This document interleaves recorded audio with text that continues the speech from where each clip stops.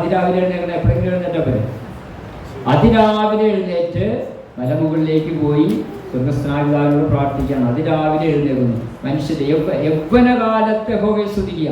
നിന്റെ യൗവനകാലത്ത് യഹോവയെ സ്തുതിക്കുക. രണ്ടർത്ഥമാണത്. ഒന്ന്, യൗവനകാലം, നമ്മൾ ഏറ്റവും പ്രസരിപ്പിലിരിക്കുന്ന കാലമാണ് യൗവനകാലം. ആ യൗവനകാലത്ത് യഹോവയെ സ്തുതിക്കുക ഒന്ന്. രണ്ടാമത്തെ യൗവനകാലം എന്ന് പറഞ്ഞാൽ എന്താ? നമ്മുടെ സമയത്തിൻ്റെ ഏറ്റവും യൗവനമായ സമയം എന്ന് പറഞ്ഞാൽ നമ്മുടെ സമയത്ത് ഏറ്റവും പ്ലഷറായിട്ടുള്ള ഏറ്റവും ഉന്മേഷമുള്ള സമയം ഏതാ? ഏർലി മോർണിംഗ് ആണ്. കാരണം എന്താ പറയുക, ഈ ബാറ്ററി, ഇതൊരു ബാറ്ററിയാണ്. ഈ ബാറ്ററി ചാർജ് ചെയ്യുന്ന സമയമാണ് രാത്രി. പകലൊക്കെ ഞാൻ ബാറ്ററി ക്ഷീണിച്ച് ഇന്ന് വീട്ടിൽ ചെന്ന് നോക്കുമ്പോൾ 0 ആയിരിക്കും. അപ്പം എന്ത് ചെയ്യണം? ഇത് കുത്തിയിടണം. കുത്തിയിടാൻ വേണ്ടിയാണ് നമ്മൾ ഉറങ്ങുന്നത്. അങ്ങനെ ഉറങ്ങി 10 മണി 11 മണി 12 മണി 1 മണി 2 മണി 3 മണി 4 മണി 5 മണി ആയപ്പോൾ ഫുൾ ചാർജായി. ആ ചാർജിൽ എന്ത് ചെയ്യണം? ദൈവവചനം വായിക്കണം, മലമുകളിലേക്ക് പോകണം, പ്രാർത്ഥിക്കണം, രഹസ്യത്തിലുള്ള പിതാവിനോട് പ്രാർത്ഥിക്കണം. ആദ്യം പ്രാർത്ഥിക്കേണ്ടത് എൻ്റെ ശത്രുക്കളെ ഒന്ന് മിത്രങ്ങളാക്കി മാറ്റണമേ. എനിക്ക് ഒത്തിരി ടെൻഷനുണ്ട്. ആ ടെൻഷൻ മാറാനുള്ള ഏറ്റവും മാർഗം എന്താ? എൻ്റെ ശത്രുക്കളെ എൻ്റെ മിത്രങ്ങളാക്കി മാറ്റണം. സുവിശേഷ വേല ചെയ്യുന്ന അനേകം പേരുണ്ട്. അവർക്ക് സംരക്ഷണം നൽകണം. ദൈവത്തിൻ്റെ കരം അവരുടെ തലയ്ക്ക് മുകളിൽ, ഭവനങ്ങളുടെ മുകളിൽ, കൂടാരത്തിന് മുകളിൽ ഉണ്ടാകണം. ദൈവത്തിൻ്റെ ദൂതന്മാരെ അവർ ചുറ്റുമുണ്ടാകണം. പരിശുദ്ധാത്മാവരെ നിയന്ത്രിക്കണം എന്ന് പ്രാർത്ഥിക്കണം. യേശു കുരിശിൽ കിടന്ന് എന്താ പ്രാർത്ഥിച്ചത്? പിതാവേ, ഇവർ ചെയ്യുന്നത് ഇവരറിയുന്നില്ല, ഇവരോട് ക്ഷമിക്കും. അല്ല പിതാവേ, ഇവരിത്രയും അങ്ങയുടെ തിരുക്കുമാരനെ ക്രൂശിച്ചില്ലേ, ഞാൻ കണ്ണടനേനും ഇവരെ തട്ടണം, അതെനിക്ക് കാണണം എന്ന് യേശു പറഞ്ഞില്ലേ? നമ്മളാണ് ഈ പറയുന്നത്. അന്ത്യശ്വാസം വലിക്കുമ്പോഴും ദൈവമേ, ഞാൻ എന്തെല്ലാം സത്പ്രവൃത്തികൾ ചെയ്തു, അവരൊക്കെ അവരൊന്ന് തട്ടുന്നത് കണ്ടിട്ട് തൃപ്തിയോടെ വലിക്കാൻ എനിക്ക് ഭാഗ്യം അല്ല. പ്രാർത്ഥിക്കുമ്പോൾ നാം മറ്റുള്ളവർക്ക് വേണ്ടി പ്രാർത്ഥിക്കണം, ശത്രുക്കൾക്ക് വേണ്ടി പ്രാർത്ഥിക്കണം, സുവിശേഷ വേലക്കാർക്ക് വേണ്ടി പ്രാർത്ഥിക്കണം. അതേപോലെ നമ്മുടെ കുടുംബത്തിന് വേണ്ടി, നമ്മുടെ സമൂഹത്തിന് വേണ്ടി എല്ലാം നമ്മൾ പ്രാർത്ഥിക്കുന്നവരായിരിക്കണം. പ്രാർത്ഥിക്കാതിരുന്നാൽ എന്ത് പറ്റും? നാം നമ്മെ തന്നെ നശിപ്പിക്കുകയാണ് ചെയ്യുന്നത്. വീണയുടെ കമ്പി തുരുമ്പെടുത്ത് പൊട്ടിപ്പോകുന്നത് എന്തുകൊണ്ടാണ്? ഇത് ഉപയോഗിക്കാതുകൊണ്ട്. വീണയുടെ കമ്പി തുരുമ്പെടുത്ത് പൊട്ടിപ്പോയാൽ പിന്നെ ആ വീണയെന്ന് ഒരു സ്വരമാതിരോ നമ്മൾ പ്രാർത്ഥിക്കാതെ എന്നാൽ പ്രാർത്ഥിക്കാത്ത കാരണത്താൽ ലഭിക്കുന്നില്ലൊന്നും, മടുത്തു പോകാ തൊടുക്കത്തോളം പ്രാർത്ഥിച്ചിടണം, തടുത്തു വെച്ചാൽ ഒതുങ്ങിടാത്ത ശക്തി പ്രാപിക്കാം. എന്നോടു ചേർന്നൊരു നാഴിക ഉണർന്നിരിക്കാമോ, പാപവഴികളെ ഒഴിഞ്ഞു പോകാൻ മാർഗമിതല്ലയോ? യേശു ചോദിക്കാണ്, എന്നോടു ചേർന്നൊരു നാഴിക ഉണർന്നിരിക്കാമോ, പാപവഴികളെ ഒഴിഞ്ഞു പോകാൻ മാർഗമിതല്ലയോ? പ്രാർത്ഥനയാൽ സാധിക്കാത്ത കാര്യമില്ലൊന്നും, പ്രാർത്ഥിക്കാത്ത കാരണത്താൽ ധരിക്കുന്നില്ലൊന്നും.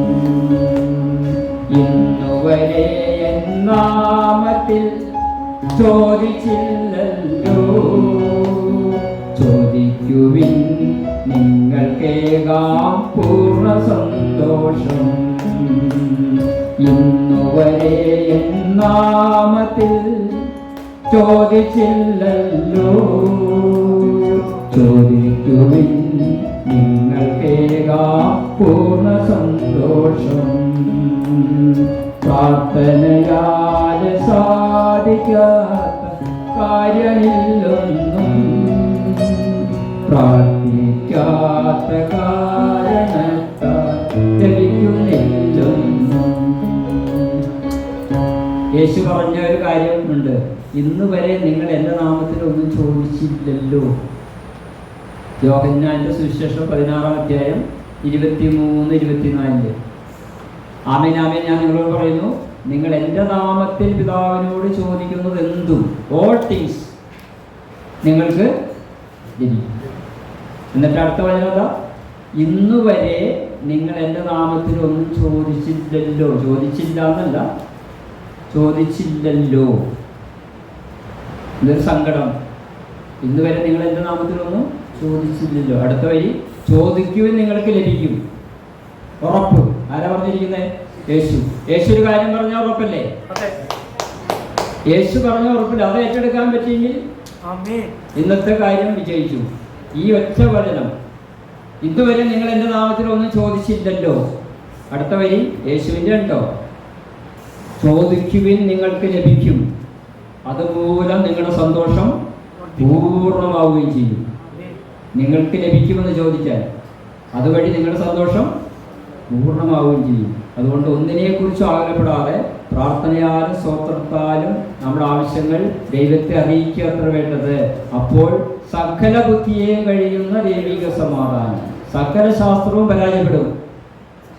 സകല ശാസ്ത്രവും പരാജയപ്പെടും. അപ്പോൾ അതിനെ അതിജീവിക്കുന്ന ഒരു ദൈവിക സമാധാനം ആണ് നമുക്ക് പ്രാർത്ഥന ലഭിക്കുന്നത്. ശാസ്ത്രത്തെ വെല്ലുന്ന ഡോക്ടർമാർ കൈമടക്കുന്ന ഡോക്ടർമാർ തന്നെ പറയുന്നത് വൈദ്യശാസ്ത്രത്തിന് കഴിയുന്നില്ല. രഹസ്യത്തിൽ പറയുന്നു, നിങ്ങൾക്ക് വിശ്വാസം ഉണ്ടെങ്കിൽ നിങ്ങളൊന്ന് പ്രാർത്ഥിച്ചു നോക്കൂ. വൈദ്യശാസ്ത്രം കൈയഴിയാണ്. രോഗിയുടെ ചാർച്ചക്കാരോട് പറയും, ഞങ്ങൾ പരാജയപ്പെട്ടിരിക്കുന്നു, നിങ്ങൾക്ക് പ്രാർത്ഥനക്കാരുണ്ടെങ്കിൽ പാസ്റ്റർമാരുണ്ടെങ്കിൽ അവരൊന്ന് അറിയിക്കുക, ചിലപ്പോൾ രക്ഷപ്പെട്ടു. അപ്പൊ സകല ശാസ്ത്രത്തെയും അതിജീവിക്കുന്ന ദൈവിക സമാധാനം ക്രിസ്തുയേശുവിൽ നമ്മുടെ നിലവുകളെ കാക്കും. അത് ക്രിസ്തുയേശുവിൽ കൂടി മാത്രമേ ലഭിക്കുകയുള്ളൂ. ആ വിശ്വാസത്തിലാണ് യേശു പറയുന്നത്, നിങ്ങൾ ഇന്ന് വരെ എൻ്റെ നാമത്തിൽ ഒന്നും ചോദിച്ചില്ല മക്കളെ.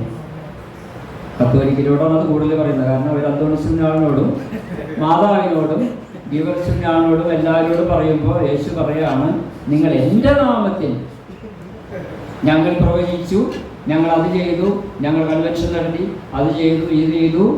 ഇപ്പോൾ പറയുന്നു, നിങ്ങളെ ഞാൻ ഒരു നാളും അറിയുന്നില്ല എന്നല്ല, അറിഞ്ഞിട്ടില്ല എന്ന്.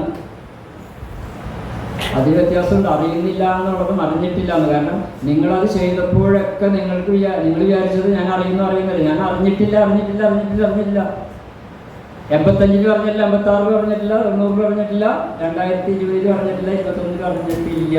നിങ്ങൾ അന്ന് വിചാരിച്ചതൊക്കെ ഞാൻ പള്ളിയിൽ പോകുമ്പോഴും ഞാൻ കൺവെൻഷൻ നടത്തുമ്പോഴും ധ്യാന കേന്ദ്രത്തിൽ പോകുമ്പോഴൊക്കെ ഞാൻ അറിഞ്ഞു എന്നല്ല നിങ്ങൾ വിചാരിച്ചത്. ഞാൻ അറിഞ്ഞിട്ടില്ല. നിങ്ങൾ എൻ്റെ നാമത്തിൽ ചോദിച്ചിട്ടില്ല. നിങ്ങൾ എൻ്റെ നാമത്തിൽ ചോദിക്കുവിൻ, നിങ്ങൾക്ക് ലഭിക്കും. അതുപോലെ നിങ്ങളുടെ സന്തോഷം പൂർണ്ണമാവുകയും ചെയ്യും. ഇന്ന് നാം പഠിക്കേണ്ട പാഠം, ഒന്നിനെക്കുറിച്ചും ഞാൻ ആകുലപ്പെടില്ല. അനുഗ്രഹ ചർച്ചിൽ വരുന്ന ആരും ആകുലപ്പെട്ട് വരരുത്. ഒരു കാര്യത്തെക്കുറിച്ചും ആകുലപ്പെട്ട് ഇങ്ങനെ വരേണ്ട കാര്യങ്ങൾ വരും. അത് മഞ്ഞ് പോലെ ആയി പോകും. മല പോലെ പ്രശ്നങ്ങൾ വരും. മല പോലെ പ്രശ്നങ്ങൾ വരുമ്പോൾ പ്രാർത്ഥിച്ച് വിശ്വസിച്ച് മുന്നോട്ട് പോകുമ്പോൾ ഇത്രയേ ഉള്ളോ, അതങ്ങോട്ട് ഉരുക്കി മഞ്ഞ് പോലെ ആയി പോകും. എൻ്റെ ജീവിതത്തിൽ അങ്ങനെ ഒത്തിരി അനുഭവങ്ങളുണ്ട്. ഇതെങ്ങനെ സാധിക്കും, എങ്ങനെ ഓവർകം ചെയ്യും എന്ന് ഞാൻ വിചാരിച്ച സന്ദർഭങ്ങളൊക്കെ വരുമ്പോൾ ഞാൻ തന്നെ ഇത്ര ഉണ്ടോ, ഇതിന് ഞാൻ ടെൻഷൻ അടിച്ചേ അപ്പോൾ എനിക്ക് മനസ്സിലായി, ഇത് ദൈവത്തിൻ്റെ പ്രത്യേക കഴിവുകൊണ്ട് ശക്തി കൊണ്ട് മാറിയതാണ്. അതുകൊണ്ട് ഇന്നു മുതൽ ആരും യാതൊരു വിധത്തിലുള്ള ടെൻഷനും അടിമപ്പെടരുത്.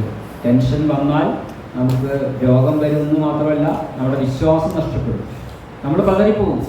അതുകൊണ്ട് ടെൻഷനില്ലാതെ വിശ്വാസത്തോടുകൂടി, അങ്ങനത്തെ വിശ്വാസം, കാനാങ്കാരി സ്ത്രീയുടെ വിശ്വാസം, പ്രാർത്ഥിക്കുമ്പോൾ വേണ്ട ഏറ്റവും പ്രധാനപ്പെട്ട കാര്യമാണ് ഞാൻ പറഞ്ഞത്. കോൺസെൻട്രേഷൻ വേണം. പിതാവ് ദൈവത്തോട് യേശുക്രിസ്തുവിന്റെ നാമത്തിൽ യാചിക്കണം. ശത്രുക്കൾക്ക് വേണ്ടി പ്രാർത്ഥിക്കണം. നമ്മുടെ യുവകാലത്ത് നമ്മൾ പ്രാർത്ഥിക്കണം. ഏർലി മോർണിംഗിൽ പ്രാർത്ഥിക്കണം. അതിന് പ്രാധാന്യം കൊടുക്കണം. കഥകടച്ച് ഏകാഗ്രതയോടെ പ്രാർത്ഥിക്കണം. അതേപോലെ ആ നാണയത്തിന്റെ അടുത്ത വശമാണ് വിശ്വാസത്തോടെ പ്രാർത്ഥിക്കണം. എങ്ങനെ പ്രാർത്ഥിക്കണം? വിശ്വാസത്തോടെ. യാചിക്കുന്നതെല്ലാം നിങ്ങൾ പ്രാപിച്ചുവെന്ന്, കേട്ടോ, യാചിക്കുന്നതെല്ലാം നിങ്ങൾ പ്രാപിച്ചു എന്ന് വിശ്വസിച്ചിട്ട് വേണം മുറിയിലേക്ക് കിടക്കാൻ. യാചിക്കുന്നതെല്ലാം നിങ്ങൾ പ്രാപിച്ചുവെന്ന് വിശ്വാസത്തോടെ പ്രാർത്ഥിക്കുവിൽ നിശ്ചയം ഫലം. ഇപ്പൊ വിശ്വാസമാണ്. കാരണം കാര്യസ്ത്രീക്ക് എന്തായിരുന്നു ഉണ്ടായിരുന്നത്? വിശ്വാസം.